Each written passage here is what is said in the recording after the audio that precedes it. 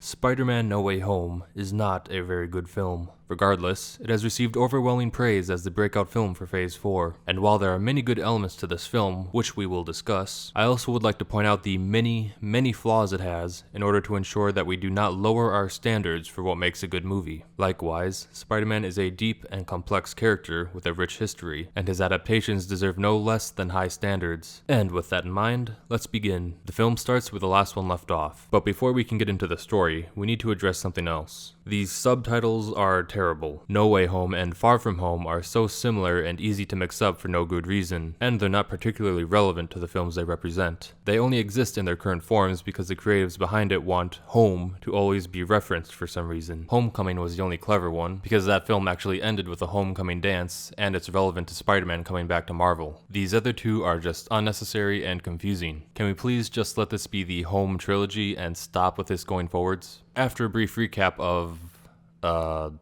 the one with Mysterio, we see Spider-Man in the heart of the city as he is about to confront the reality that his biggest secret, that he has been struggling to hide for years, is being revealed to the entire world. On top of that, he is being framed for the murder of Mysterio, a perceived hero on the world stage. This is actually a pretty heavy note to start on, and it's a good way to get us hooked on some intense drama right out the gate, but it's being played for laughs. What could be the groundwork for a dramatic set piece is replaced by Spider-Man and MJ performing goofs and gaffes as they try to escape a cartoonishly angry mob while silly music plays in the background. MJ, I'm so sorry, but I can't see anything with your hand in my... I'm sorry. I could understand if most people don't find this scene offensive in isolation, but in the context of a larger MCU that is drowning in over-the-top, tone-deafening comedy, this scene comes off as a lackluster way to start. I wish I could get seriously invested in these films, but they just don't want me to be. Next, we see Spider-Man bring MJ to his apartment, where apparently, Happy Hogan and Aunt May are having relationship issues. The sight of this makes me long for Uncle Ben. While that is happening, Peter runs around in his undies as he tries to protect the apartment from the cartoon mob. This is an over-the-top scene of chaos being played for laughs. Peter and friends are then taken in by the police for questioning. A cop refers to MJ as Miss Jones Watson, but she renounces the name Watson and doesn't want to be referred to by it. So that begs the question, why call this girl MJ if she is not MJ? That is just annoying and confusing. Give her a different name if she's going to be a different character. More on this topic later. The gang gets sent home, and what do you know? It's Daredevil, back from the dead. He's here to share goofs and gaffes for laughs, but also to warn Peter and Happy of impending hardships in their futures. Suddenly, a brick flies through Peter's window, and Matt Murdock exposes himself by catching the brick mid-air. Like, dude, you know you're sitting next to Spider-Man. I'm sure he can handle a brick without you showing off. But it's played for laughs, so whatever. Secret identities are just vessels for more jokes. They're only important if the film says so, otherwise turn off your brain and laugh. The first Iron Man film didn't have this issue. Tony Stark was a sarcastic, lighthearted character, but he was still a character confined to the rules and tones of a larger realistic world. He did his goofs and gaffes when in the company of friends or at a party, but when a life-threatening situation came up, the jokes were non-existent. I think most people would agree that Iron Man is one of the best films in the MCU. Downey's Iron Man is arguably the most popular character to emerge from those movies. However, it seems that the higher-ups at Disney Marvel took the wrong notes from his success. I can only assume that they used this formula for future films, based on how they evolved over time. Robert Downey Jr. funny, Iron Man popular. Therefore, more funny equals more popular. Seriously, I cannot stress how draining the comedic flood is on these films, and I want to drill this point in hard because I want it abolished. It kills tone, it kills stakes, it kills immersion. Because of the looming mob, Peter and May decide to move in with Happy. This probably would have been a good idea from the start, but better late than never. Later that night, Peter FaceTimes MJ to tell the audience, her, how great she is. Happy is also there, so we can laugh at him. And again, this film, like most MCU films, is just beating us over the head with the comedy. It's as if it's insecure about its own ability to tell a good story, so it thinks that if we aren't laughing every second, then we'll immediately get bored and leave the theater. Movie. Just take a breath and calm down. Can we just have an honest character moment without the clown man dangling the giggle keys in the background? Happy aside, it's actually a decent scene that builds chemistry between the two, while Peter explains his perspective on everything that just happened. This movie would greatly benefit if the tone matched this scene throughout. It still has moments of levity, but it feels real and relatable. Then the scene ends, and up next we get a cameo from Betty Brant, being portrayed as a high school newscaster, where she gives the classic "Go get 'em, Tiger" line. How hard is it just to make her look like Betty Brant? It's a billion-dollar movie. Why call her that if you're not going to put the effort in? This stuff just comes off as lazy, and they do it all the time. Oh, how do we adapt this character from the comic to a film? We'll just get any actress and give her a name tag. Call it a day. Some of you might argue, well, it's a different universe. You can't expect everything to be the same. To that I say, Multiverse of Madness just gave direct proof that you're wrong, and there's a lot to be said about multiverses later on. Spidey and friends attempt a new day at school as public figures, and every time I see this version of Flash Thompson on screen, I have to fight the urge to not turn this movie off and headbutt a wall. The film makes an attempt at some awkward cringe humor. It's an honor to serve you, sir. It's not. Mysterio was right. Stop. Mysterio. We don't. And good job, movie. I definitely cringed at that. We see Peter Parker and friends discuss their college plans on a rooftop, and that transitions to a montage of them getting rejected by every school, with the identity leak being attributed to the main cause. By the way, this Flash is still the worst. Bum, bum, bum, bum, busted! And I get that the film wants me to feel that way, but just because it's intentional doesn't mean it's a good thing. Ned and MJ accept the hand that they were dealt, but Peter does not, and that causes him to ignite the worst scene in this film. So strap in, this is going to take a while. Peter heads to the Sanctum Sanctorum, which was accidentally filled with snow to be funny, I guess. For the visual, it's really not clear why, but apparently it's too much for these great sorcerers to deal with. Strange and Wong show up to tell jokes, and to establish that Wong is the Sorcerer Supreme now. Why did the writers decide to do this? I have no idea, aside from a few theories. By the way, speaking of Wong, did you know this film portrayal resembles his comic self in almost no way at all? Traditionally, he's a bald martial artist that barely knows sorcery, with his main job essentially making him a servant to the Sanctum. Movie Wong resembles the Ancient One more than he does himself. In fact, he resembles the Ancient One more than the Ancient One does. Anyway, back to the movie. Steven can flick a fireplace on, so why can't he get rid of the snow? It's not a big deal, but it's just annoying. It's like the writers do this stuff just to be obnoxious. And now we get into the thick of it. Peter, because his friends didn't get into the colleges they wanted, asks Doctor Strange to reverse time and prevent him from getting his identity leaked. Doctor Strange rejects this for obvious reasons, but then proposes a spell of forgetting, and after getting permission from Wong, they get to it. Doctor Strange immediately starts this powerful and high-risk spell without telling Peter the extremely important rules for how it works. Rules with cataclysmic ramifications if they were to be broken. Seriously, they don't discuss it or plan it out at all beforehand. Doctor Strange barely even begins before Peter starts objecting with second thoughts. Like, dude, maybe give this child an instruction manual before you warp his reality based on a decision he made in the heat of emotional distress. Strange even admits that it's difficult to change mid-casting. So, idiot, why don't you just ask him what he wants out of the spell before you start? The scene is played out as if Peter is the one making mistakes, and the blame for its inevitable malfunction is on his hands. But Steven, the kid clearly did not understand what type of sorcery he was getting into, and you had full control of the situation. Your rash actions caused this mess, and now you're making a jackass of yourself trying to pass the blame onto this kid. Do the Marvel higher-ups just hate Doctor Strange and want us to hate him too? Peter isn't completely blameless though, because he won't shut up, even though Strange is making it very clear that his talking is messing up the spell. However, Strange, maybe mention that before you start.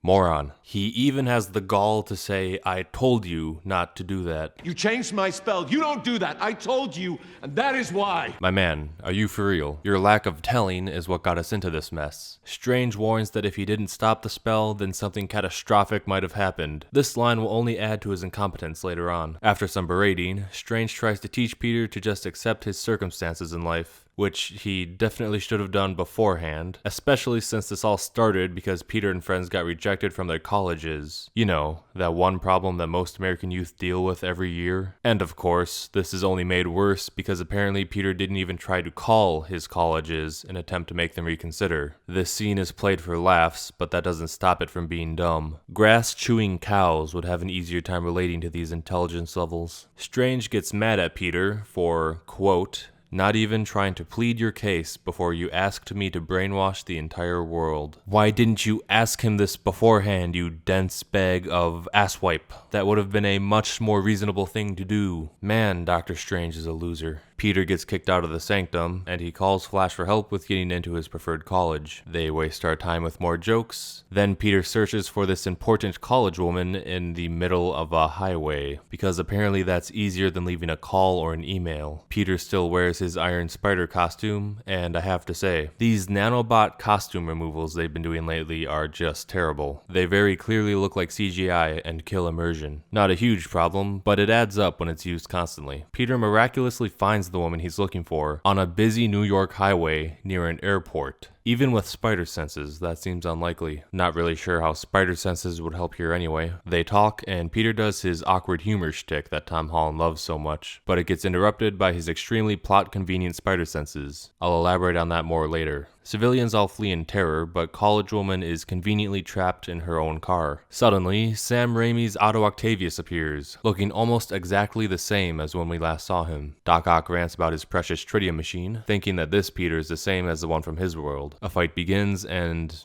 man, I just can't help but to smile here.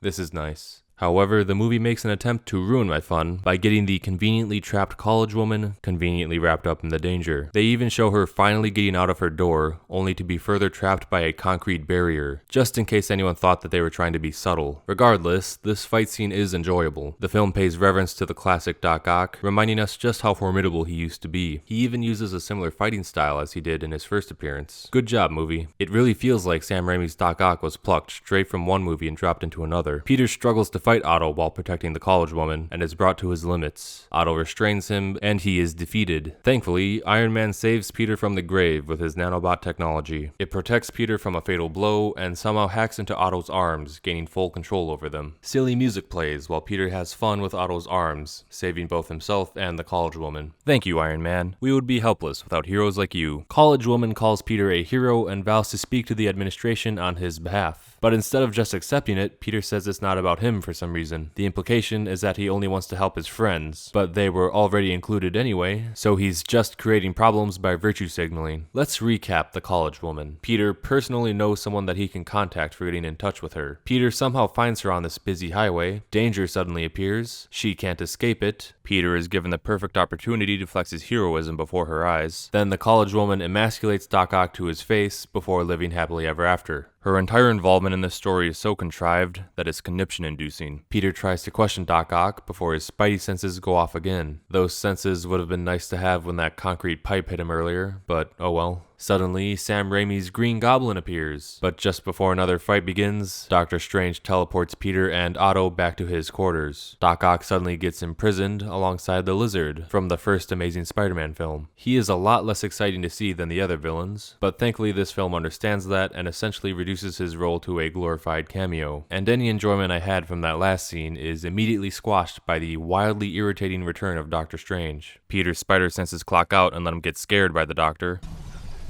because a silly scream is more important than consistency. Strange continues to pass the blame of his failures onto Peter, and then confirms that the multiverse is real.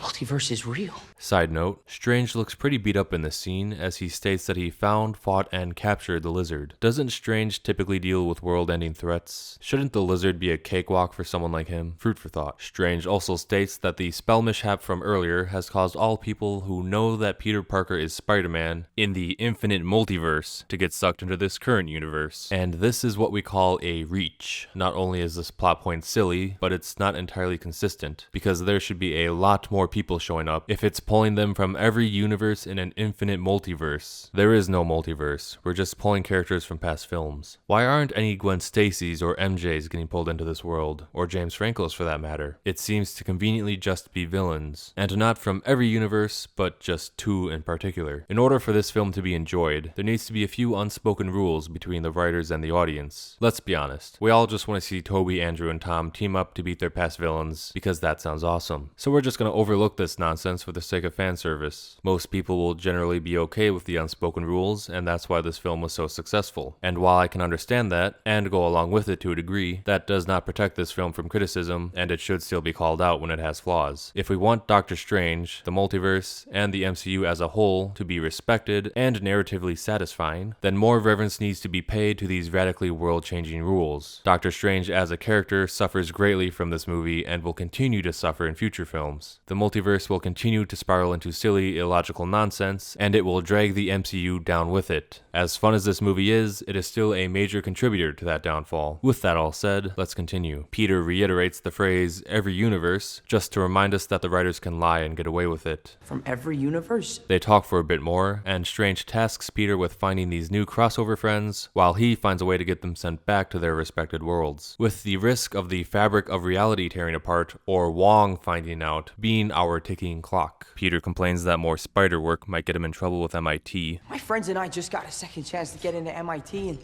if the school sees me fighting these crazy monsters, then... Hey, watch your mouth. And dude, you were just told that the fabric of reality is at risk. Are you really this stupid? Strange builds Peter a bounty hunting web shooter, and we transition to the next scene with Peter recruiting MJ and Ned for help. The sanctum is still covered in snow for some reason. Strange keeps blaming Peter for his own failure, and Ned foreshadows having wizard powers. Strange tells them to, quote, Scooby-Doo this shit. So, get on your phones. Scour the internet and Scooby-Doo this shit. MJ asks him to say please, and I feel like I'm watching children in daycare. However, MJ thankfully also acts as a voice of reason and calls out Dr. Strange for his own stupidity. You're telling us what to do, even though it was your spell that got screwed up, meaning that all this is kind of your mess. It's not much, but it's something. Thank you, MJ. The gang then gets set up for their mission. MJ and Ned say that they are fine with the spell mishap, but MJ wants Peter to tell them about his plans beforehand next time. Doc Ock chimes in and asks Peter who his friends are. Why does he suddenly care? Don't know. Peter answers him and then asks what Doc Ock's name is. He answers with Dr. Otto Octavius, and the three kids laugh at him because they think he's joking. There's a lot of silly shit in this world, so I don't know why this name in particular stands out, but whatever. Wait, no, seriously, what's your actual name? Dude, you call yourself Spider-Man. Calm down. A quick montage goes by until Ned tracks down the Green Goblin. Doc Ock offers a brief summary of who Norman Osborn is, but states that he died years ago. This is actually a neat breakdown of one mad scientist from the perspective of another. Peter then sets off on his mission in a fancy black and gold suit. Sandman is creeping around when suddenly a wild Electro appears. Peter wastes a great ball trying to catch him, but collects some foliage instead. There's a dubstep cameo, and then the fight begins. Electro zaps the phone that was duct taped to Peter's chest, and it ends the Zoom call with MJ and Ned. Not sure why we really needed that in the first place, so whatever. Then Sandman steps in to give Peter an assist. Peter tries to explain that he's different from the Spider-Man that Sandman knows, but they agree to finish talking after the fight. This is a fun scenario. It makes me wonder what happened to Sandman after the events of Spider-Man 3. Maybe after changing his ways, he started using his powers for good, becoming a hero in his own right, and teaming up with Spider-Man again in later adventures. Let's see how this plays out. It's a short but interesting fight, but once it's over, Peter immediately takes his mask off. My dude, have you learned nothing? I get that these guys already know their own Peters, but you could at least try to keep some secrets. In this film, Sandman is always in his sand form and never reverts to his normal human state. This is likely because Thomas Hayden Church was either too old or unavailable. Either way, it's pretty distracting and odd. If they can de-age the Terminator, then surely your Disney money should have no problem here. Electro, on the other hand, gets a brand new human form, and my goodness, it is a glow-up. In lore, they state that crossing universes changed him a bit, but we all know this is just damage control from the awful mess that was Amazing Spider-Man 2. This is a welcome change for the better. Why don't they explain Sandman's changes? Because he's less important. Peter gives Electro some clothes and sends him off to prison. After witnessing this, Sandman gets weirdly aggressive and tries to fight Peter before getting imprisoned himself. He maintains his aggressive, antagonistic personality for the rest of the film. That is a sad waste of potential. There was a lot of room for him to explore and develop his character, especially when bouncing him off the other great personalities in this movie. Instead, they did nothing, only using him and the lizard as background noise. Why did they even bother to have him in this movie at all? Oh wait, the jangling keys. It's also kinda odd that the bounty web didn't work on Electro's altered form, but it does with Sandman's. Are the bits that flew off still alive? The villains then all share some stories. Some of the dialogue is very blunt exposition, but it's still fun seeing all our villains interacting. Kinda sad that Doc Ock didn't recognize the name Kurt Connors. We then get a brief cut to Norman Osborn as he is trying to flee from the control of the Green Goblin. He hides his glider, destroys his mask, and runs off. We cut back to Peter when he learns that Aunt May has encountered one of the men that he is looking for. Peter then runs through Aunt May's workplace in his Spidey suit, but completely maskless. Peter, if you don't want people to know that you're Spider-Man, then maybe you should practice not exposing yourself at every given opportunity. Spider-Man used to be good at the stealth thing. I miss those days. Wouldn't it also be easier to face danger with your hands free? Oh, The mask just disintegrated between shots, so it's fine. Once Peter rushes into the room, he finds Norman Osborn sitting in front of him alongside Aunt May. As it turns out, Norman was seeking the help of Spider-Man. Willem Dafoe gives a great performance as Norman Osborn, describing how lost and helpless he is being trapped in this new universe while fighting off the Green Goblin's temptation. Aunt May insists that Peter should help cure him, but Peter argues that the best way to help him is to send him back to his own universe. This scene does a good job of developing our characters, setting up our themes, and foreshadowing the future. In the next scene, we find J.J. Jameson doing his thing when a reporter calls to report that he has eyes on Spider-Man's location. May drops off Peter and Norman at the Sanctum. Peter's costume mysteriously changes color here, and Norman goes around to meet everyone. This leads to an interesting conversation between the Raimi villains, where they discuss how Norman and Otto died. And I have to say, Alfred Molina and Willem Dafoe are absolutely brilliant in their roles. They truly feel like their comic book selves come to life, and it's great that we get to see them on screen together like this. They both died, fighting Spider-Man. It was all over the news. Okay, this is a nitpick, but how did the details of Norman's death end up on the news? Shouldn't Spider-Man be the only one who knows? And Sandman's body is still distracting. Another very important detail pops up. Doc Ock states that the moment he crossed over to this universe was just after he was battling Spider-Man and grabbed him by the throat. We will come back to this. The rest of the villains all discuss each other's deaths before Doctor Strange returns and imprisons Norman. Strange introduces the MacGuffin that will send everyone back home, but Peter protests that they need to help these villains first. Otherwise, they'll be sent to their deaths if they return. Strange says nah and quotes Ivan Drago. If they die, they die. He dies. Doctor Strange's demeanor here is remarkably unheroic for seemingly no good reason. Why is it so much trouble to just tickle the idea of helping these guys? If Doctor Strange would just cooperate and contribute, they would probably resolve this issue in little to no time at all. But more conflict equals better movie, right? Doesn't matter how logical it is, just as long as it's present. He starts up the MacGuffin, and this incites Peter to start a battle. But before we get into the action, I just have one question. Shouldn't the villains obtaining the knowledge of their own deaths be enough to change their fates? Food for thought. Anyway, Peter steals the MacGuffin and escapes, and Doctor Strange pursues. It appears to be a hopeless battle, as we've all seen that Doctor Strange greatly outclasses Peter in terms of power. Doctor Strange performs the fancy trailer attack, but Peter's spider senses automatically protect the MacGuffin by themselves. It's maddening how inconsistent they are with this power. It's a very creative defense mechanism that the writers completely ignore until they write themselves into a corner. We can even vaguely see the classic spider sense lines around his head. That's a fun Easter egg, I guess. Strange traps Peter in the mirror dimension. Then Peter tries to talk things out. Hey, let me tell you something. Let me tell you something. All right. Let me tell you something. Let me tell you something. But Strange insists that they cannot change the villain's fate. Why does he think this way? 'Cause who knows? There is also apparently a ticking clock, as Strange states that if they don't fix things soon enough, then everyone in the infinite multiverse who knows Peter Parker as Spider-Man will come to this reality eventually. This might matter more to me if it would make sense. Why do only a couple people cross over early? Why is there a break period until the rest arrive? How long will it take for the rest to arrive, and why will it take that long? It would really jack up Peter's plan if people would arrive at a consistent pace, wouldn't it? Oh, am I just supposed to turn my brain off and have fun? Okay. Let's continue. Strange gets the MacGuffin and is about to leave, but Peter is able to defeat him with the power of math. I'm not kidding. Hey, Strange!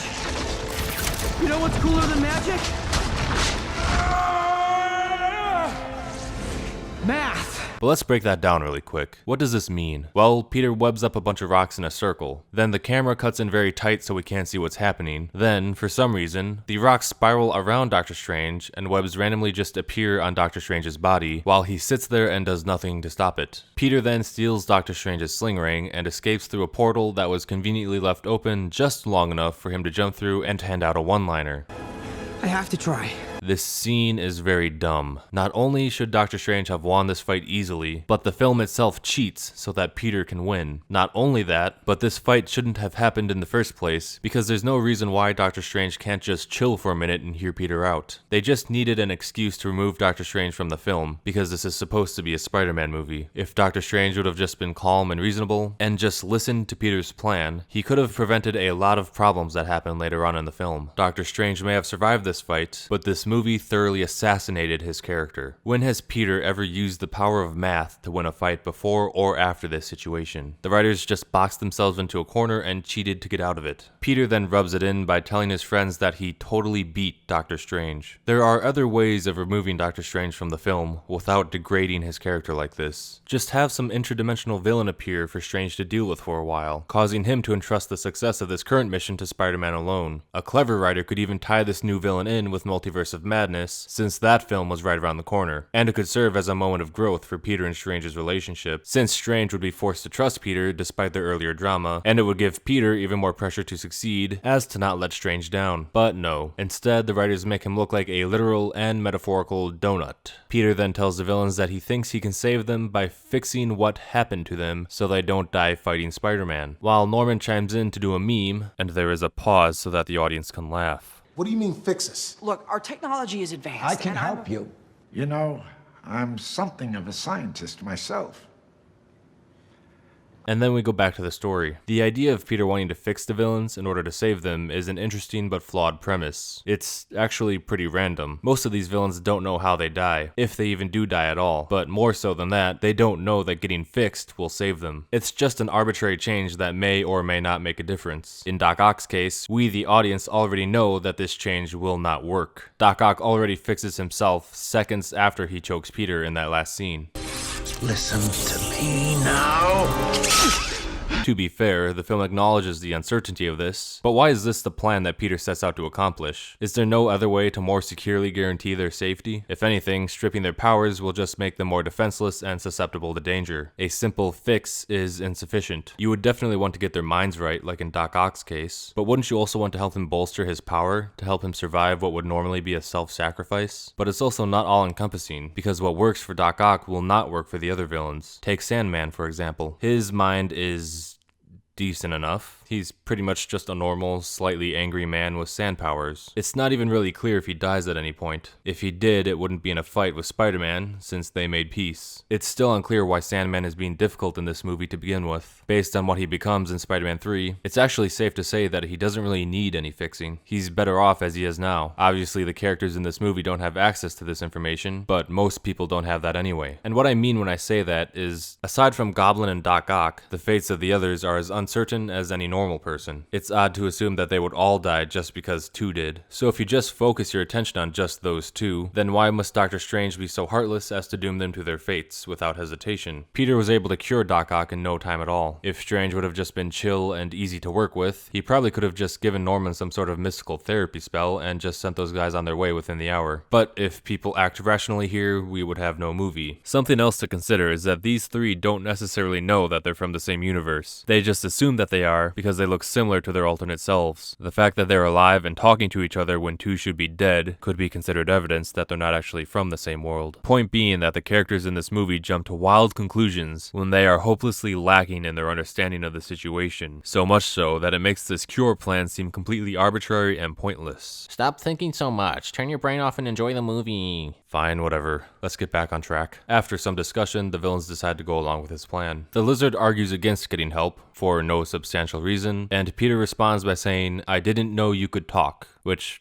I actually thought was pretty funny, especially since it feels like all the Lizard scenes were made in post-production. The first phase of Peter's plan is to free all the villains from their prisons and sneak them into Happy's apartment. Gee, what could go wrong here? Seriously, those guys are verifiably untrustworthy and villainous. Peter, what the hell are you doing? Is it too much trouble to treat them one at a time or just conduct your work within the sanctum? Surely it'd be easier just to bring the fabricator there, no? Bringing all these guys to the apartment is incredibly irresponsible and dangerous, and Peter is directly to blame for anything that goes wrong, because he should know better. Electro even threatens his life just after agreeing to his plan. Like, do you even need any more red flags than that? Peter even just leaves the Lizard in a truck outside, completely unsupervised. But this just serves as further evidence that the Lizard was tacked onto the story last minute. There's even a very obvious ADR line to remind us that he exists.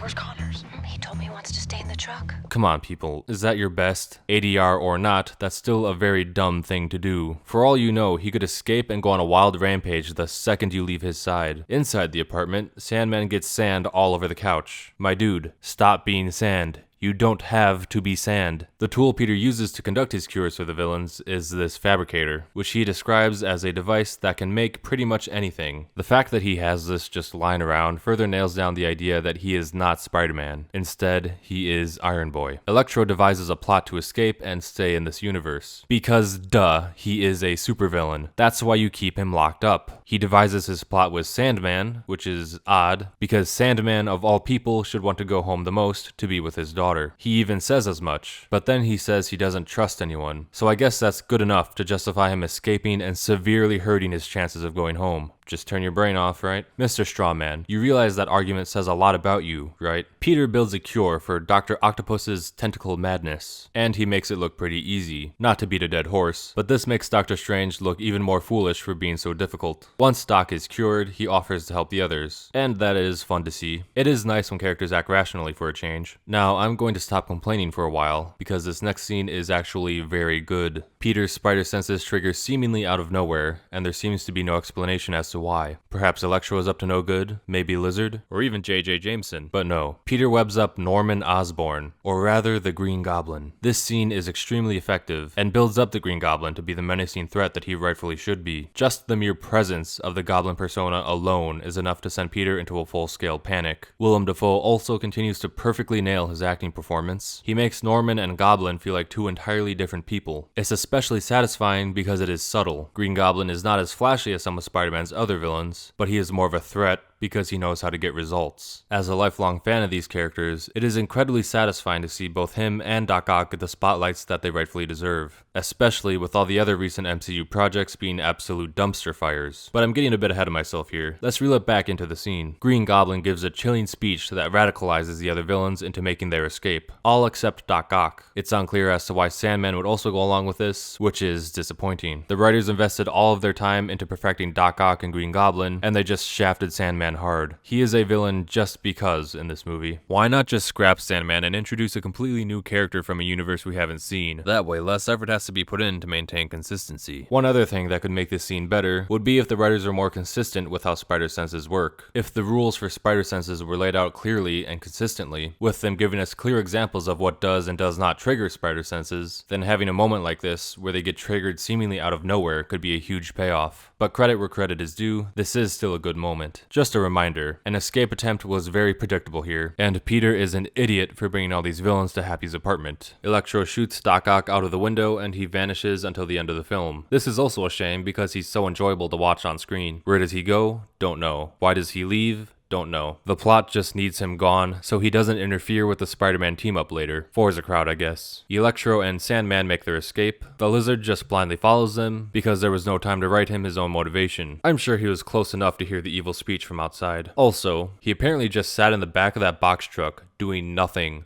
For hours. Like, dude, you could have just left at any time. Nobody would have noticed. And to the writers, next time just don't even bother touching these characters if this is how you're going to use them. The Lizard and Sandman are just distracting and only hurt your film. Without them, you actually have a very impressive villain roster. Peter and Green Goblin have an epic, gritty fight scene, made more impressive when you learn that Willem Dafoe does all his own stunts. With his performance in this movie, it's easy to see why so many people enjoy it. The MCU is filled to the brim with forgettable, trash villains. It is so refreshing to see one that genuinely feels dangerous for a change. This is a real villain, worthy of being a part of the Marvel brand, and he doesn't need to be a world-ending, universe-crushing powerhouse to pull it off. He dominates Peter in this fight, and is seemingly going to kill him until May intervenes with Goblin's supposed cure. However, it is a dud and has no effect. As a result, holy crap, Aunt May gets taken out, and Green Goblin leaves as the victor. Oh wait, no, May is fine. She just gets up to tell some jokes. Then she hijacks the great power, great responsibility line, so screw Uncle Ben, I guess. Before this scene, it was generally assumed that the Uncle Ben shtick already happened off screen, since they skipped past Spider-Man's origin story in the MCU, but I guess he's just irrelevant now. The MCU is a different universe from the comics. Get over it. No.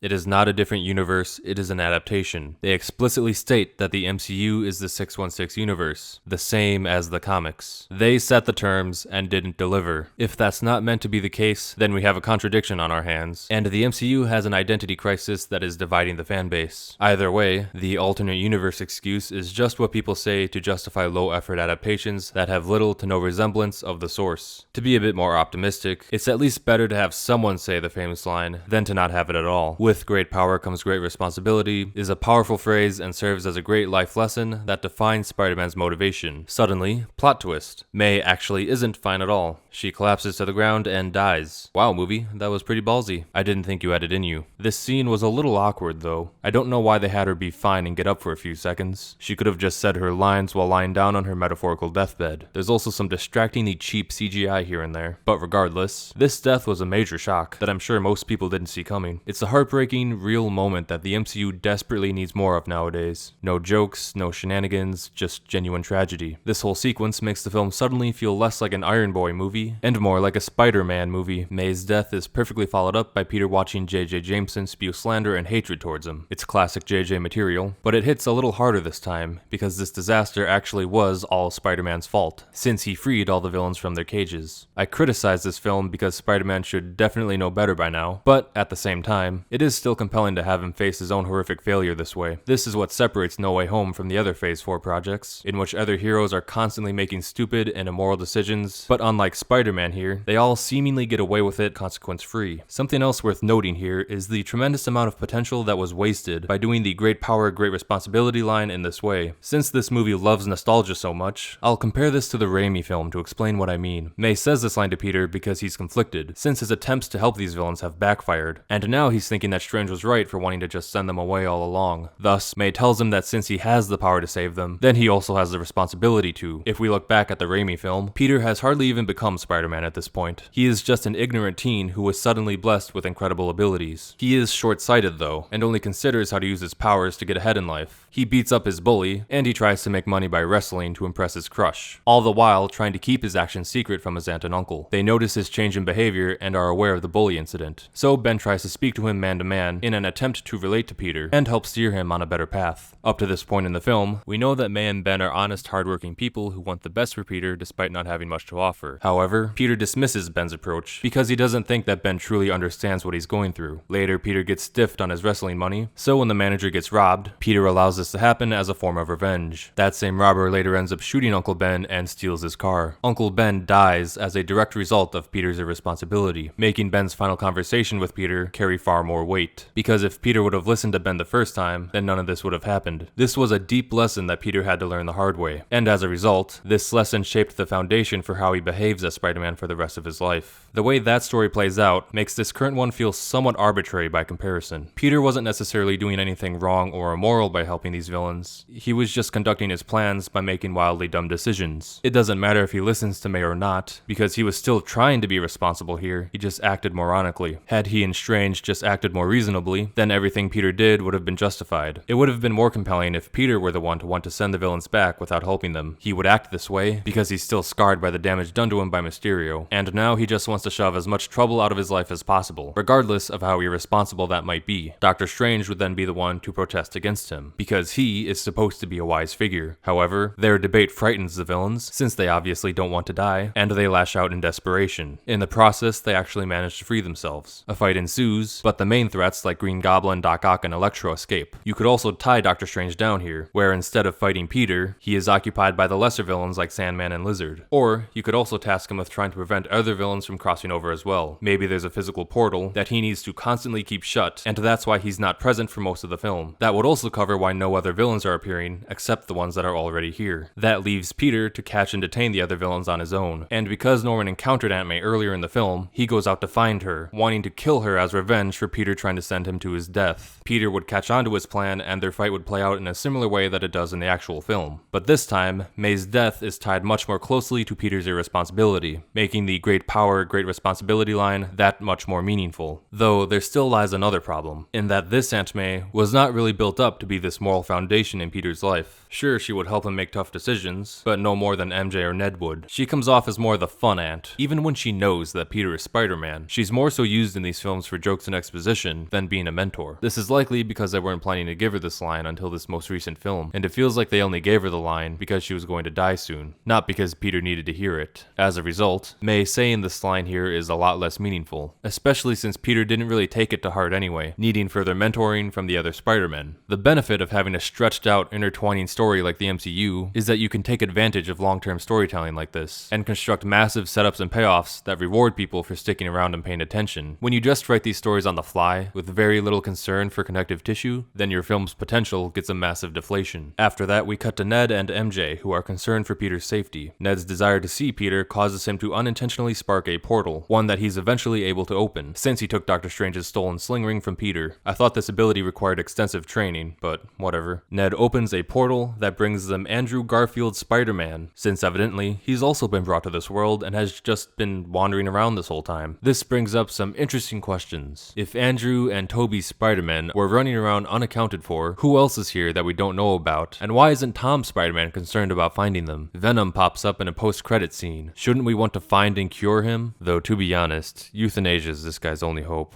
And what about the other Spider-Men themselves? How do we know they don't also need curing? Sure, they aren't villains, but how do we know they won't also die when they return to their worlds? Fruit for thought. Now, to avoid confusion, I'll refer to the various incoming Spider-Men by different names. We'll have Tom, Andrew, and Spider-Man. Shrek? Oh, come on, it's just a joke. Still.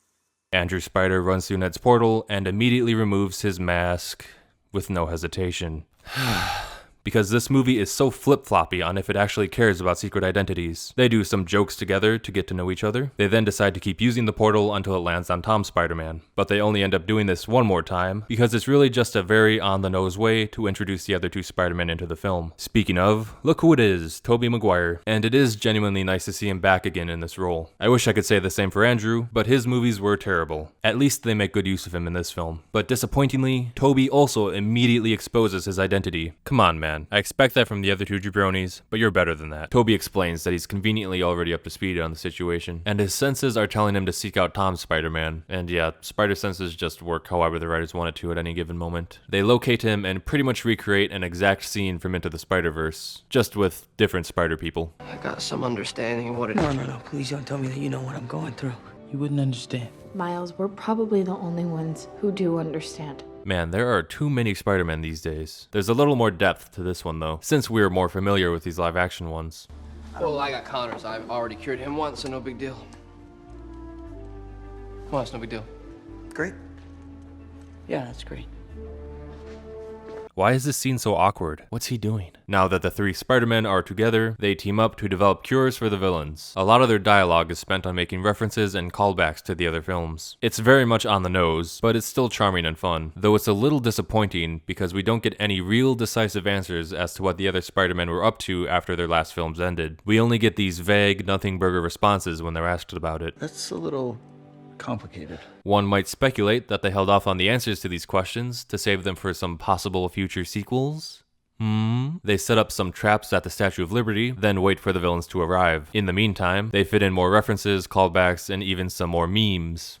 You okay? Oh, my back. It's tough to criticize scenes like this because they're just pure fan service and not much more. It all really depends on how much you enjoy that kind of thing. But at the end of the day, this is what most people showed up to see, and they definitely deliver. Andrew Spider admits that he's the worst of the three, which I appreciate, and he needs validation from the others, in which they call him amazing. Get it? After that exchange, Electro, Sandman, and the Lizard appear, making it a 3v3. Electro's starfish mask makes some brief appearances, which is always appreciated. Sandman apparently wants the box so he can go home, which begs the question, why is he helping Electro, who doesn't want to go home? And who knows what the Lizard wants? Well, it's because we need a fight scene. Don't get me wrong, fight scenes are great, just put a bit more effort into justifying them, please. The Spider-Men fumble around each other and struggle to keep tabs on their cures. Not sure why they didn't just hold on to them instead of scattering them around, with the reasoning being that they're not used to teamwork, which is a bit odd, since theoretically they can just all go on their own and fight one enemy each. The Spider-Men need to huddle up to tell more jokes,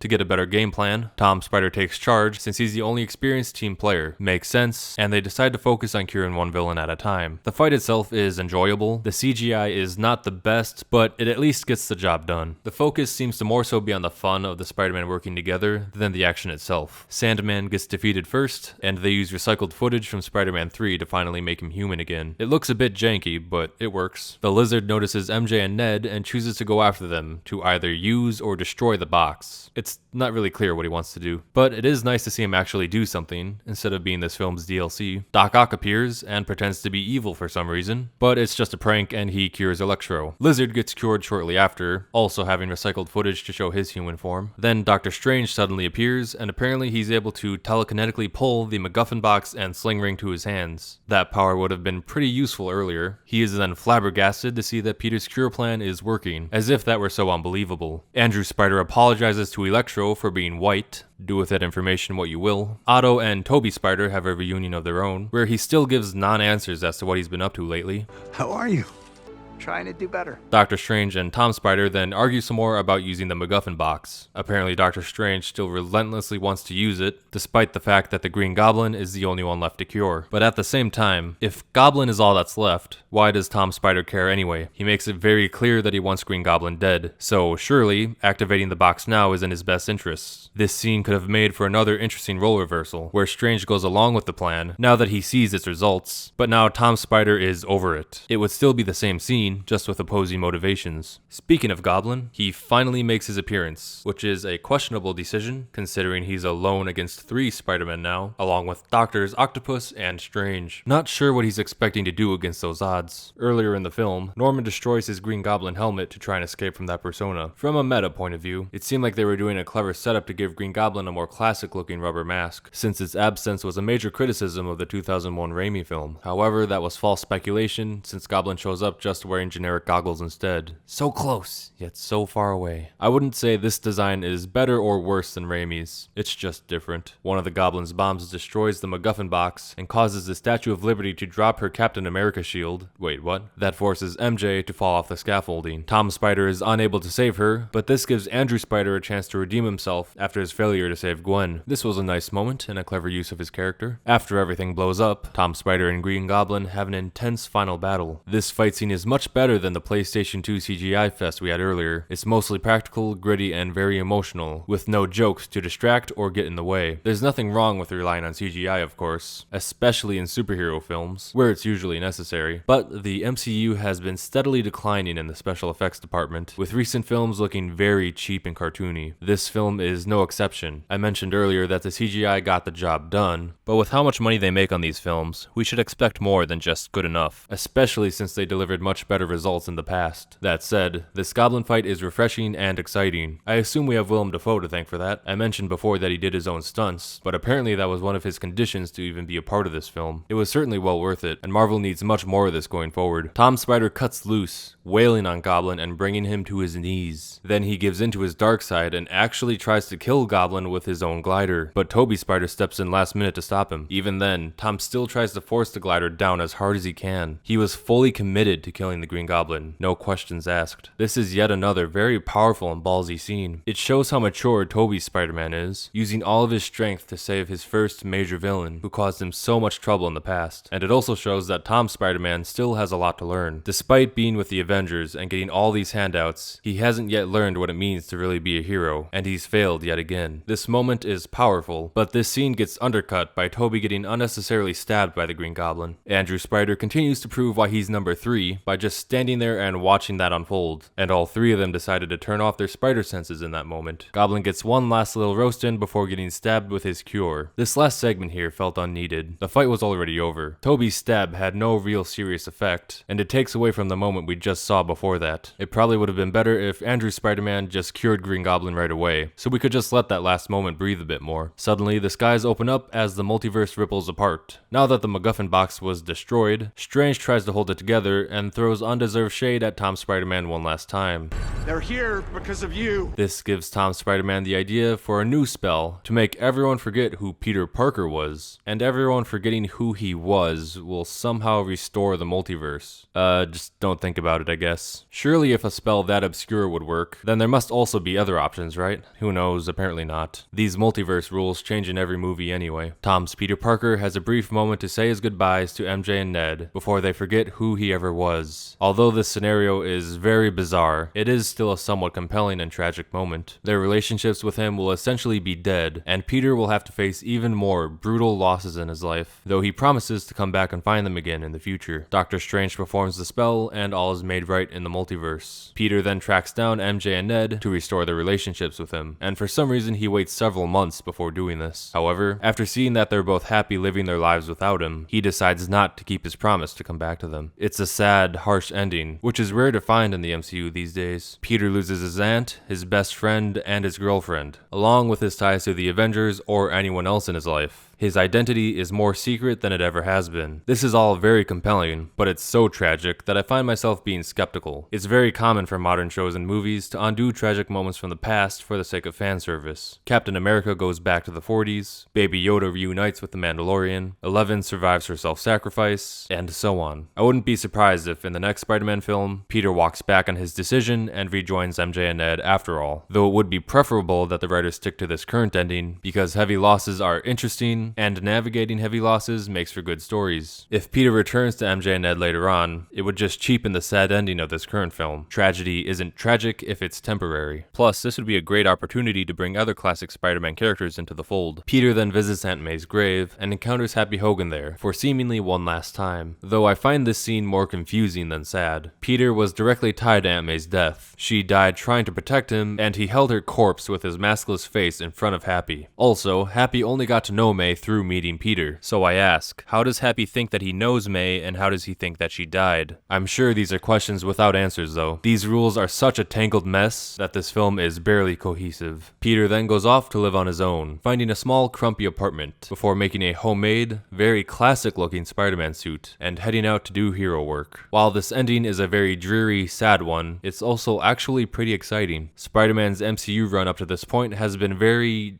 questionable, to say the least. Many hefty liberties have been taken with his story, so much so that he came off more so as Iron Man's sidekick than the most popular superhero in the modern world. However, with this great memory reset, he's almost gotten a soft reboot, where he has a chance to reconnect with the roots of his character, and if that's where this story is going, then this barely functioning MCU still has a little hope left. We then get a post-credit scene, showing that Tom Hardy's Venom has also been lurking around in this universe. I guess Spider-Man and friends didn't care enough to find him, and it makes you wonder how many other people were out there that really needed curing and saving, but got left out because Spider-Man arbitrarily decided to stop looking for them after he found those random 5 for some reason. However, it's for the best that Tom Hardy's Venom got left out, because this short little scene is just as horrifically cringy and embarrassing as his solo films.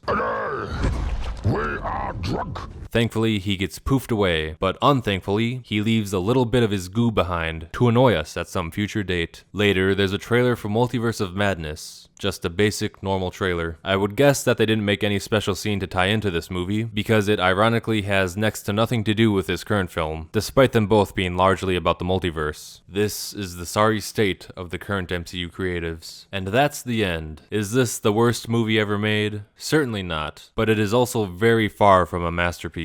Most of the issues with this film can be focused in on Doctor Strange, along with the rules of the multiverse and the magic that goes with it. It is utter nonsense. The rules are so broken that you have no choice but to ignore them in order to enjoy the story. If you want to ignore it, that is perfectly fine. You just have to understand that this is no small criticism, as these rules directly affect the plot in many ways. How the memory spells work, how the side effects of a broken spell works, how the multiverse works, and how it decides who crosses over and when, how the broken spells get fixed. All these rules and other previously mentioned ones need to be considered and called out if we want to be objective with our criticism. A better movie would reward you for critical thinking. As for Doctor Strange himself, he spends the whole movie acting like a smarmy, idiotic douchebag with no redeemable qualities from start to finish. He has no arc and no reasonable explanation for his behavior. His character has been thoroughly assassinated, becoming far removed from the powerful, cunning, and selfless sorcerer that he was presented as in the past films. He plays second fiddle to Wong. He makes a reckless spell with Peter without explaining how it works, then constantly and relentlessly blames Peter for it, even though it was completely his own fault. Even if it was Peter's fault, fault, it's still immature and childish to hold a grudge the way he does. He sentences strangers to die when he knows there's a reasonable chance to save them. He allows Spider-Man to humiliate and defeat him, while also needing Peter to come up with better solutions for their problems, since he's too stubborn and dumb to think for himself. Benedict Cumberbatch is also not giving his best performance here, but I don't blame him considering the writers keep force-feeding him terrible dialogue. Scooby-Doo this shit!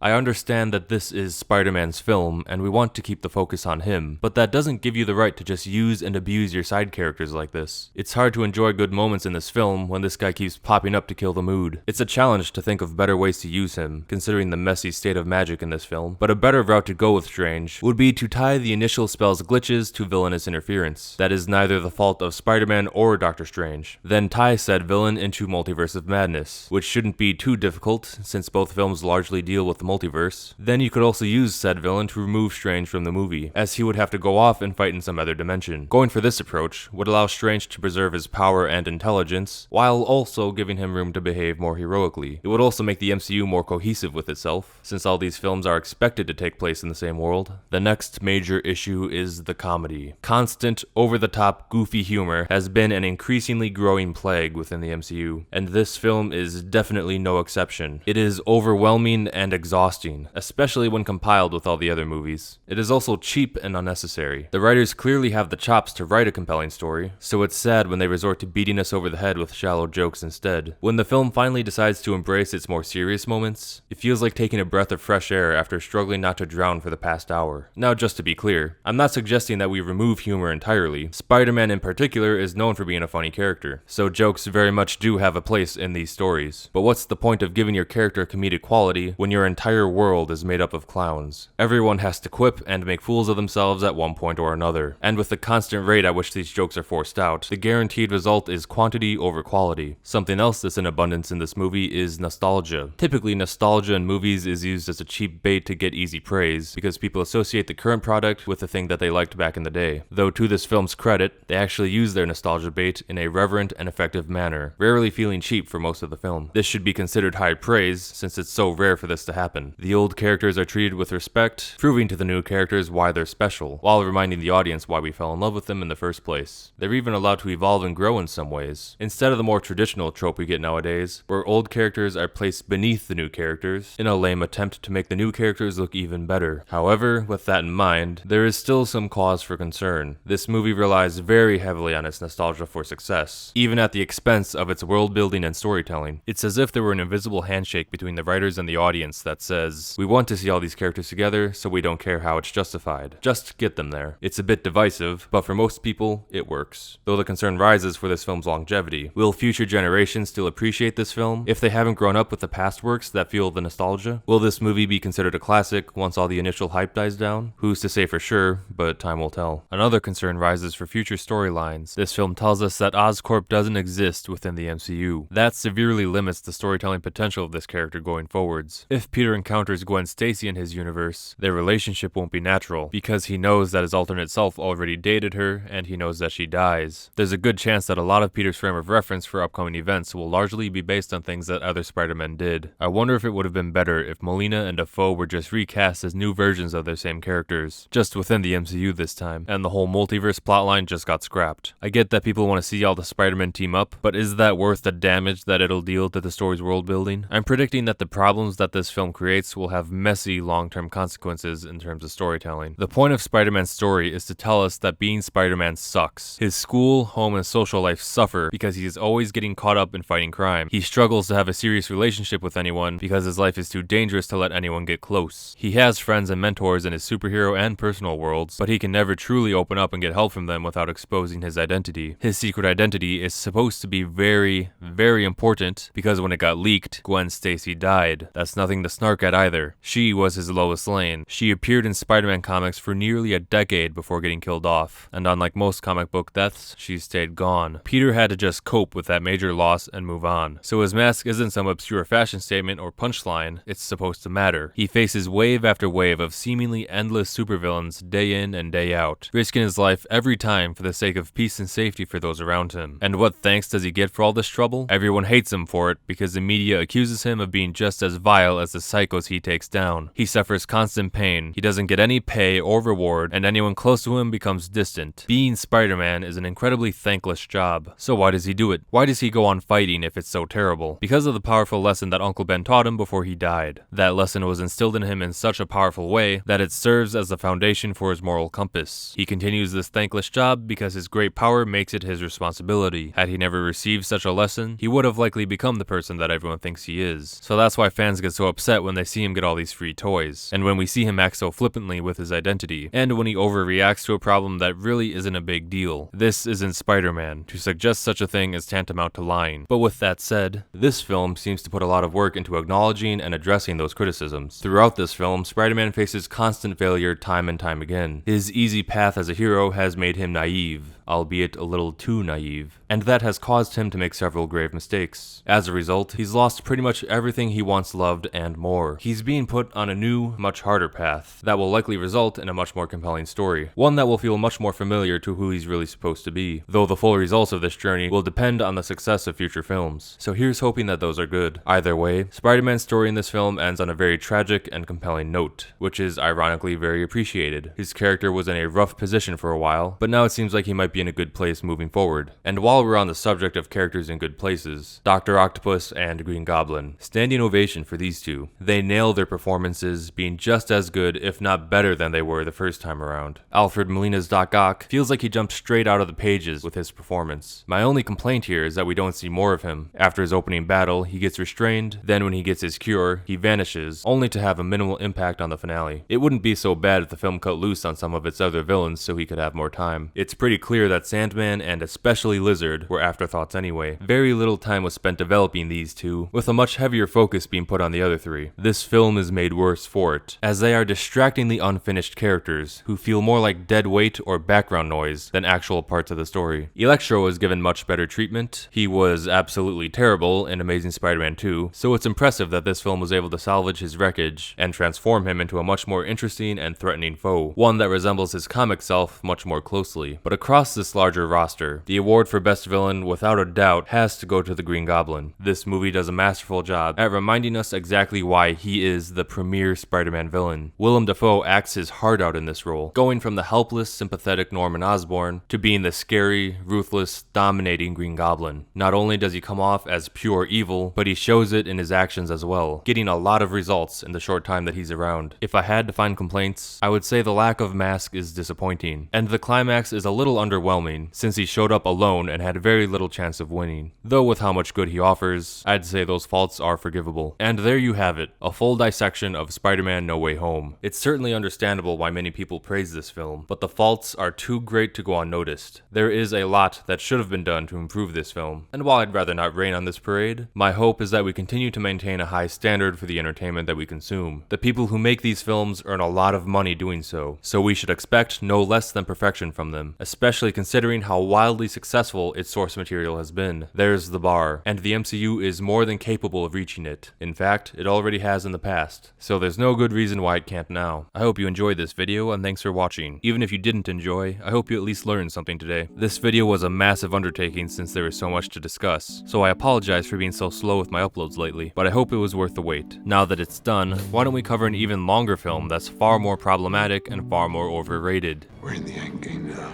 Obviously that'll take some time to put together, but I'll still scatter some smaller videos between then and now that will still be worthwhile. That's all for now. Go out and touch grass, and keep those standards high.